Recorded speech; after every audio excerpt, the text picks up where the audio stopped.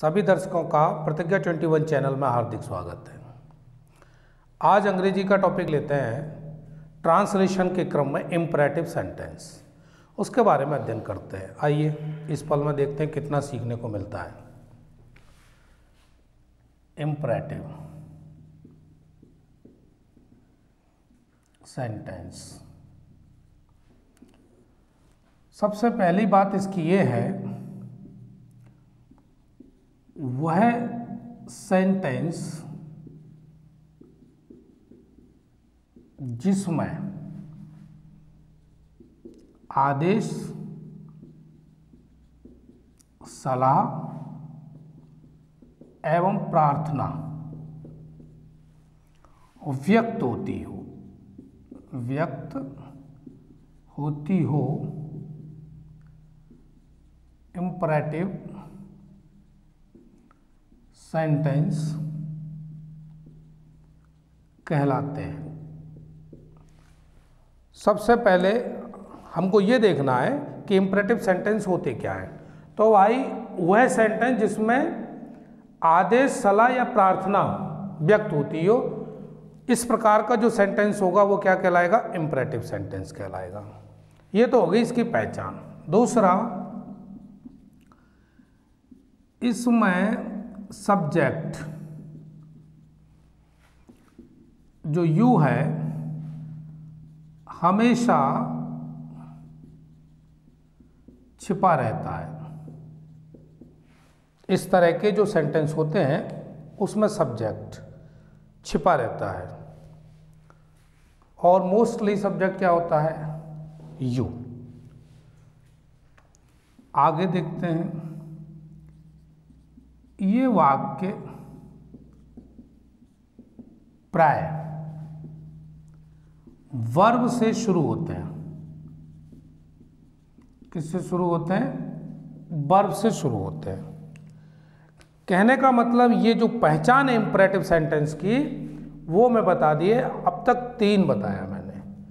इसमें आदेश, सलाह, प्रार्थना व्यक्त होती है, वो इम्परेटिव सेंटेंस। सब्जेक्ट छुपा रहता है हमेशा, और ये वाक्य प्राय वर्ब से शुरू होते हैं। 3 बातें। और चौथी बात और समझते हैं, ये वाक्य एफर्मेटिव एवं नेगेटिव में ही होते हैं। चौथी बात क्या है कि ये वाक्य एफर्मेटिव और नेगेटिव में ही होते हैं अधिकांशतः। ठीक है। और जो इंटरोगेटिव में आएगा वो मैं आपको अभी जस्ट बताऊंगा किस प्रकार और कौन सी कंडीशन में। तो ये 4 बातें आपको याद रखनी है। किसके लिए? इम्परेटिव सेंटेंस को हिंदी से अंग्रेजी में बनाने के लिए। ट्रांसलेशन के क्रम में हम सीख रहे हैं इम्परेटिव सेंटेंस। अब इस इम्परेटिव सेंटेंस के उदाहरण लिए जाए तब हमारे दिमाग में बैठेगा कि किस प्रकार का सेंटेंस। पहला एग्जांपल लेते हैं, नौकर को बुलाओ। पहला एग्जांपल क्या हो गया? नौकर को बुलाओ। अब इसमें जब इसको हिंदी से अंग्रेजी में ट्रांसलेट करेंगे तो क्या बनेगा? Call the servant. अब ये बात किसी न किसी से तो कही है, क्योंकि एक कहने वाला है और एक आदेश को मानने वाला है, तो सामने तो यहाँ सब्जेक्ट जो है यू बिल्कुल छुपा हुआ है, यहाँ यू का यूज ही नहीं है। नौकर को बुलाओ, कॉल द सर्वेंट। तो ये क्या है? Imperative sentence. दूसरा एग्जांपल और देखते हैं, दरवाजा बंद करो। सॉरी, दरवाजा बंद मत करो। ये है सेंटेंस। क्या बनेगा? Do not shut the door. यहां पर भी आप देख रहे हैं कि सब्जेक्ट का यूज़ नहीं हुआ है और वर्ब से ही सीधे शुरू हो रहे हैं। तो अभी मैंने ये 4 बातें बताई थी कि ये प्राय किससे शुरू होते हैं, वर्ब से शुरू होते हैं। तो ये शर्त यहाँ पूरी हो रही है। उसके बाद तीसरा सेंटेंस और देखते हैं, कभी झूठ मत बोलो, नेवर टेल अ लाई। कभी झूठ मत बोलो, तो क्या बना सेंटेंस, नेवर टेल अ लाई। चौथा एग्जाम्पल,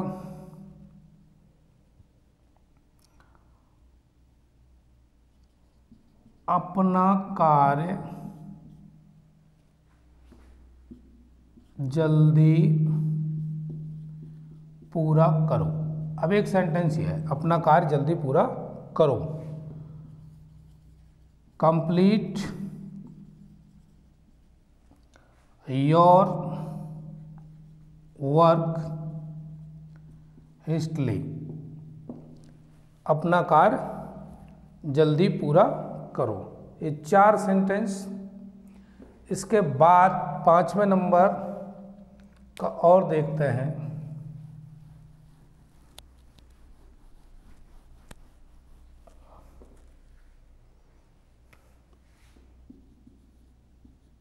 हमेशा जीवों पर दया करो। Always take pity on the creature, on the creatures. तो ये सेंटेंस 5 मैंने बताए अभी उदाहरण, ये इंपरेटिव क्या है। इस सेंटेंस में ऑलवेज का प्रयोग जो हुआ है, ऑलवेज एडवर्ब ऑफ टाइम होता है। इसका प्रयोग हमेशा वर्ब से पहले करते हैं। इसका प्रयोग हमेशा वर्ब से पहले करते हैं। तो यहाँ पर आप देख ही रहे हैं कि ऑलवेज टेक पिटी, तो टेक क्या है, वर्ब है, इससे पहले इसका इस्तेमाल हुआ। Always take pity on the creature. अब देखते हैं जरा पैसिव को।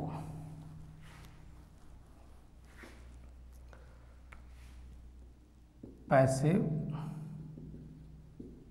वॉइस, अब वो क्या है, इसके पैसिव कैसे बनेंगे। हालांकि पूर्व में जो सेंटेंस पढ़ाए गए, प्रेजेंट, पास्ट और फ्यूचर, इनके पैसिव के बारे में हमारे और आपके बीच में चर्चा हो चुकी है। लेकिन चूंकि इंपरेटिव सेंटेंस है तो इसके साथ भी देखना है। जैसे अभी बताया मैंने एक सेंटेंस, कंप्लीट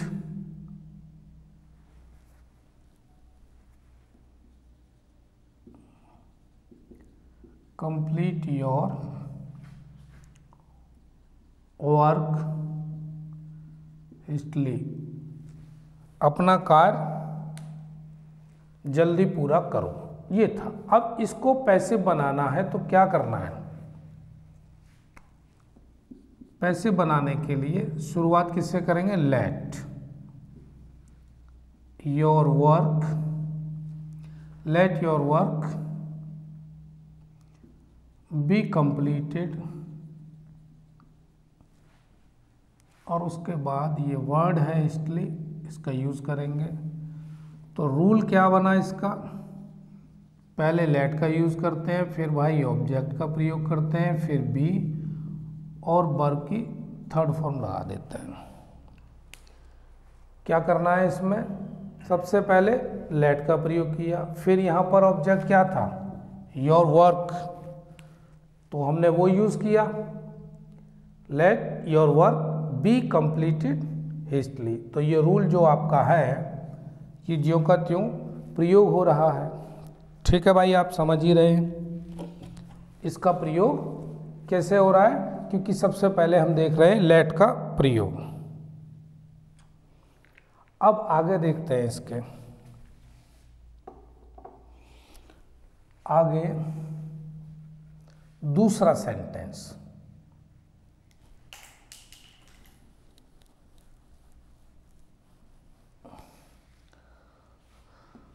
दूसरा सेंटेंस लेते हैं।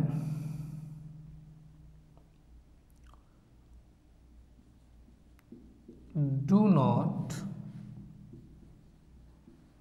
Throw your books here and there.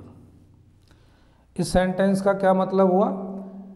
Do not throw your books here and there, अपनी किताबें इधर उधर मत फेंको। अब इसको बनाना है पैसिव।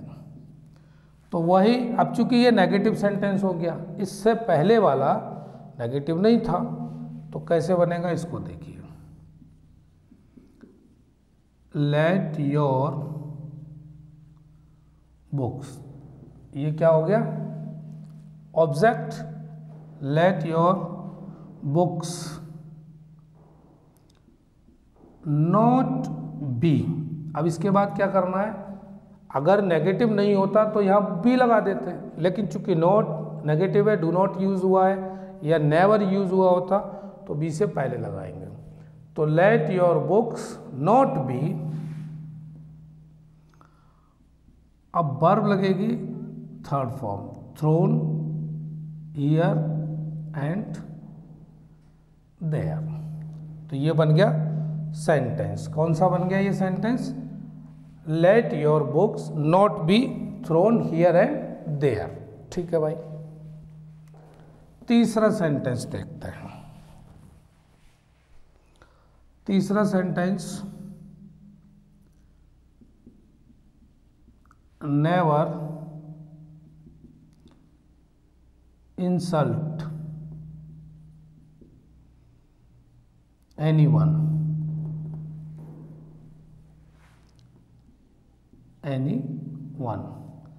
नेवर इंसल्ट एनीवन का मतलब क्या हुआ? किसी का अपमान कभी मत करो, कभी किसी का अपमान मत करो, यही बन गया। अब इसको पैसिव बनाना है तो क्या बनेगा? Let anyone never be insulted. Let anyone never be insulted. तो यहां पर आपने दो सेंटेंस देखे, एक तो डू नॉट से शुरू हुआ था और एक नेवर से शुरू हुआ है, और दोनों का पैसिव कैसे बनना है? यहाँ नोट लगा देना है डू नॉट वाले में, और नेवर वाले में यहाँ पर नेवर लगाना है। रूल मैं अभी बता ही चुका हूँ। इस तरह से हमने अभी जो इंपरेटिव सेंटेंस का एक्टिव और पैसिव दोनों ही देख लिया। अब इसके आगे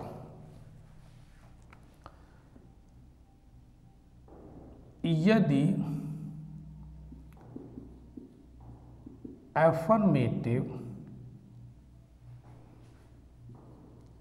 सेंटेंस में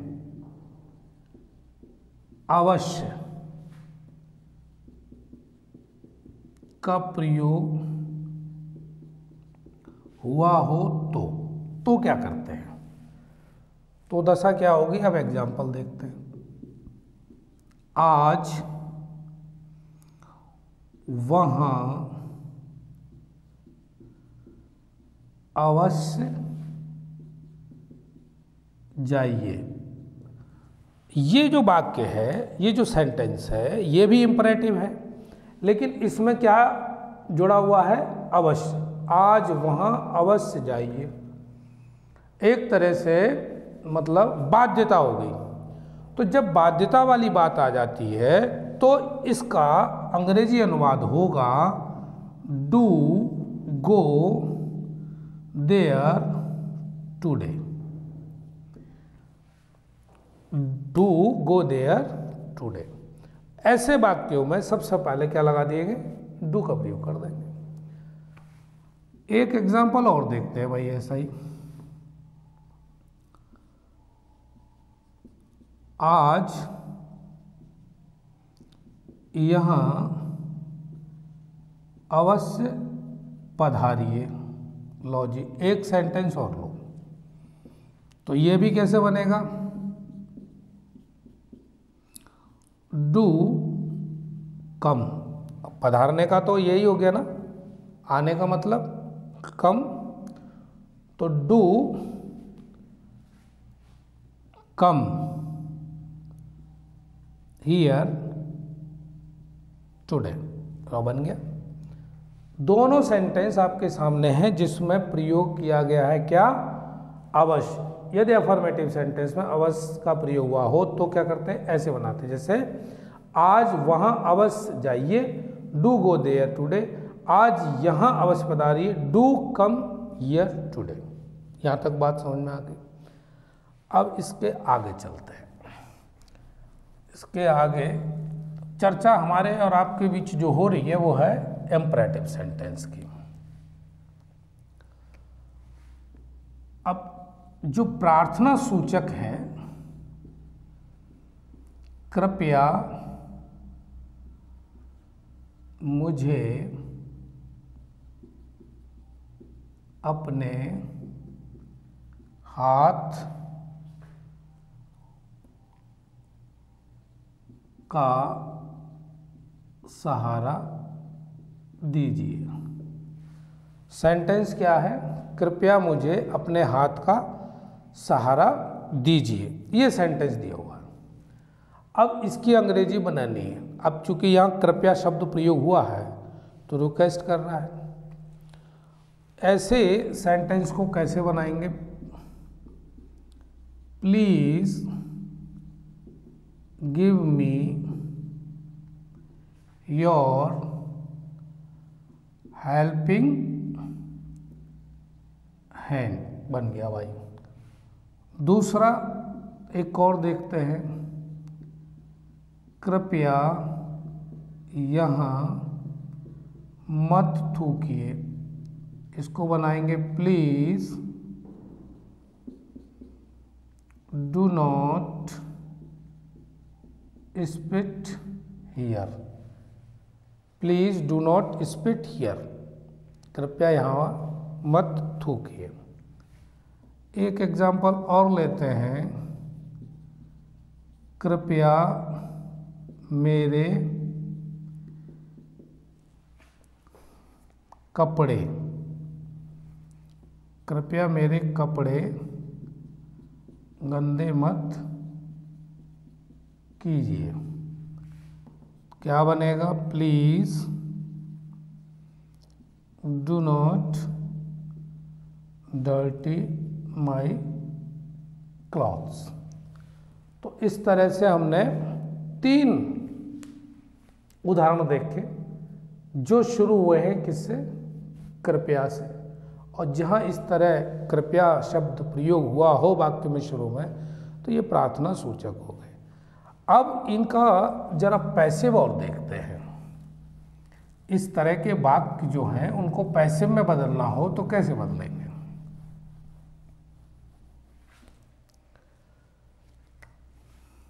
पैसिव वॉइस। अब एक सेंटेंस लिया हमने, कौन सा लिया? यही लेते हैं, please give me your helping hand. अब यही सेंटेंस लिया। करना क्या है इसमें कि जहां प्लीज शुरू हुआ हो, शुरू में प्लीज लिखा हो और इस तरह का सेंटेंस को पैसिव में कन्वर्ट करना हो तो सिर्फ एक लाइन याद रखनी है, वो है यू आर रिक्वेस्टेड टू। इस प्लीज की जगह पर केवल लिखना है यू आर रिक्वेस्टेड टू और बाकी पूरा सेंटेंस यूं उतार दो, give me your helping hand. देख ही रहे हैं आप। इस पूरे सेंटेंस में क्या चीज़ देख रहे हैं कि प्लीज़ की जगह पर यू आर रिक्वेस्टेड टू लिखना है और फिर बाकी का सेंटेंस आगे उतार देना है। ये बन गया पैसिव। किसका? इसका। Please give me your helping hand. अब एक और एग्जाम्पल देखते हैं। दूसरा एग्जाम्पल अभी दिया था, प्लीज डू नॉट,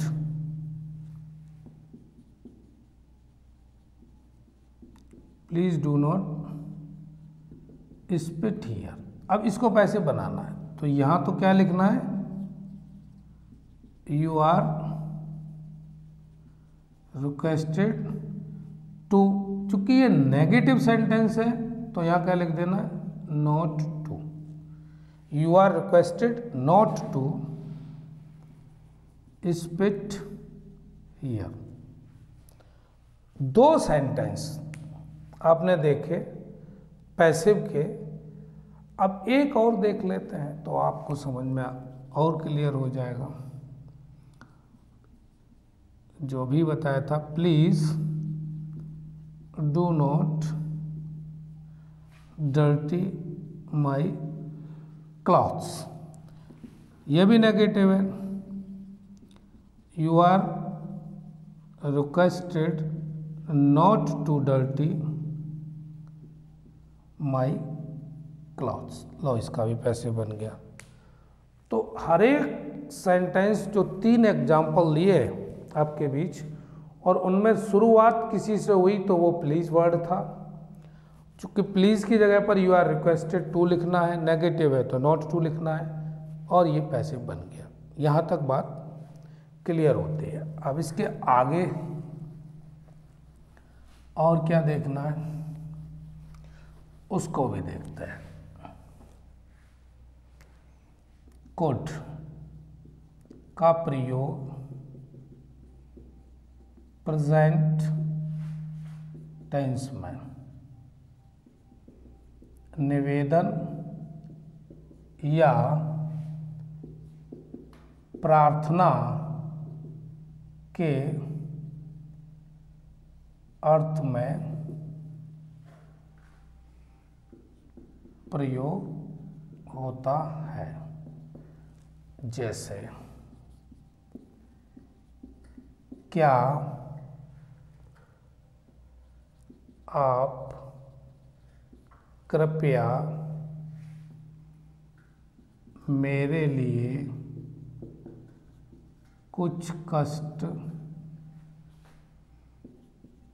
उठा सकते हैं। सेंटेंस क्या बना, क्या आप कृपया मेरे लिए कुछ कष्ट उठा सकते हैं। तो जो कुड का प्रयोग हो रहा है वो कब, ये तो प्रेजेंट टेंस होना चाहिए, दूसरा इंटरोगेटिव। ठीक, तो क्या करना है इसमें, कुड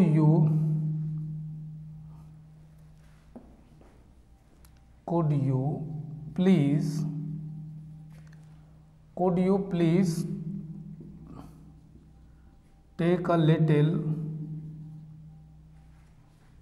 पेन फॉर मी। क्या सेंटेंस बना, could you please take a little pain for me. क्या आप कृपया मेरे लिए कुछ कष्ट उठा सकते हैं। सेंटेंस प्रेजेंट में ही है और क्या करना है, इसमें कुड का प्रयोग करना है। तो यहाँ तक बात क्लियर हो गई। इसी का एक एग्जाम्पल और देखते हैं जिसमें कुड का प्रयोग किया गया हो। क्या आप कृपया जरा हट सकते हैं। क्या बनेगा, सेम इसी प्रकार से, could you please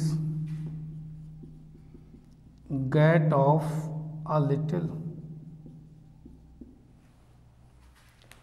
could you please get of a little, क्या आप कृपया जरा हट सकते हैं। तो ये इस प्रकार से बनेगा। जहाँ कुड का प्रयोग हो रहा हो प्रेजेंट टेंस में निवेदन या प्रार्थना के अर्थ में, तो वो भी इंपरेटिव सेंटेंस का ही हिस्सा होता है। अब आगे बात करते हैं कुड के आगे वुड का प्रयोग।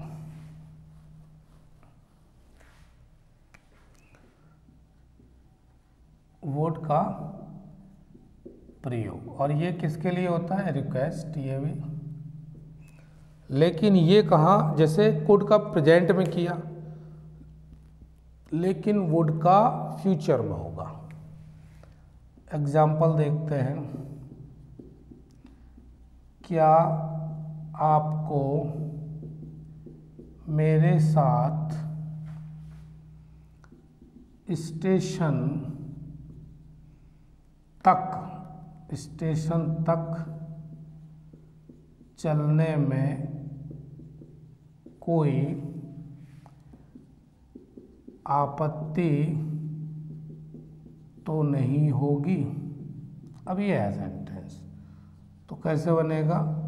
Would you not mind your accompany, और इसमें भी ing लगाएंगे, accompanying me to the station, और ये क्वेश्चन मार्क। कैसे बना sentence? Would you not mind your accompanying me to the station, किसमें? यदि ये फ्यूचर में हो, और रिक्वेस्ट के लिए यानी वुड का प्रयोग प्रार्थना के लिए, और यहाँ प्रार्थना कर ही रहा है, क्या आपको मेरे साथ स्टेशन तक चलने में कोई आपत्ति तो नहीं होगी? ये ऐसे बनेगा। अब दूसरा एग्जाम्पल और देखते हैं, और इसी का ही देखते हैं, जिसमें वुड का प्रयोग हुआ हो। क्या आप मेरा अपने पास बैठना पसंद करेंगे? ये दूसरा एग्जाम्पल भी क्या है? फ्यूचर में ही है, और क्या से शुरू हुआ है, तो कैसे बनेगा? Would you mind my sitting beside you? Would you mind my sitting beside you? आप देख रहे हैं वर्ब में ing दोनों ही सेंटेंस में यूज हुई है। ठीक है भाई, ये तो रहा वुड का प्रयोग। और एक और देखते हैं लेट का प्रयोग, use of let imperative sentence में। पहला एग्जाम्पल, मुझको इस समय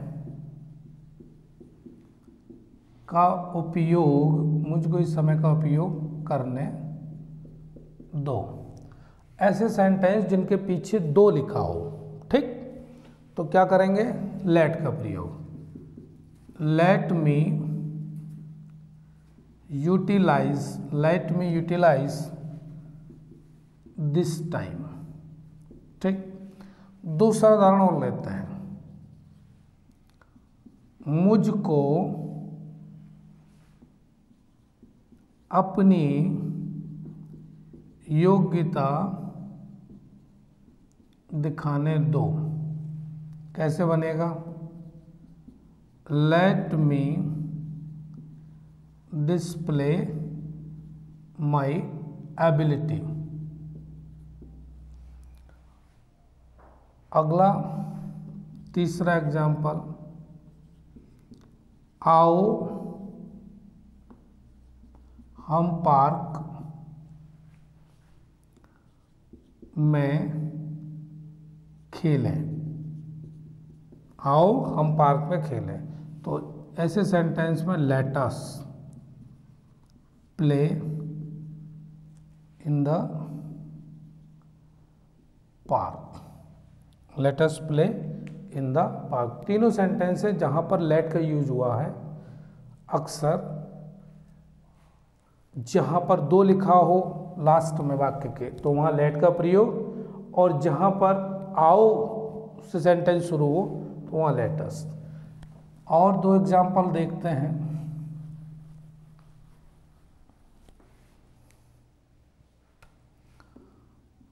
उन लड़कों को मैदान में प्रवेश मत करने दो, तो क्या बनेगा? Late those students not enter the field. इसको और दूसरे तरीके से बनाएं तो ऐसे, do not let those the student, sorry, do not let those students enter the field. ठीक है भाई, ये हमारा चौथा एग्जाम्पल था। अब पांचवा एग्जाम्पल और देखते हैं।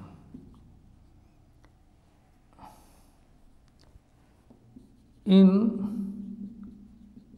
लोगों को भाड़ में जाने दो। अब ये है सेंटेंस, तो क्या करेंगे? Let these people go to hell. ठीक है, इस तरह इम्परेटिव सेंटेंस का हिंदी से अंग्रेजी में अनुवाद कैसे करते हैं ये आज की क्लास में सीखा, और उनका पैसिव कैसे बनाते हैं। ठीक है, आप भी घर पे प्रैक्टिस करिए और सेंटेंस बनाइए, तो आपको ये पूरी तरह से आज ही आ जाएंगे और आप सीख जाएंगे इनको अनुवाद करना अंग्रेजी में हिंदी से। ठीक है भाई, इसी तरह अपना सहयोग देते रहिए। मिलते हैं किसी नए टॉपिक के साथ, तब तक यूं ही जुड़े रहिए। धन्यवाद।